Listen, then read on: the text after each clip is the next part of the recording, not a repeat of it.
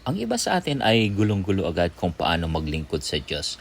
Ang paglilingkod sa Diyos ay hindi nangangahulugang ikaw ay laging nasa church. Isa lamang yon sa mga dapat gawin ng taong tunay na nakakakilala sa Diyos. Maari kang naglilingkod sa Diyos habang matapat at masaya kang nagtatrabaho. Nagiging tapat ka sa asawa mo kahit nandyan ang tukso. Nagiging huwarang kang ama o ina o kapatid. Nagiging mabuti ka sa mga taong hindi mabuti sa iyo.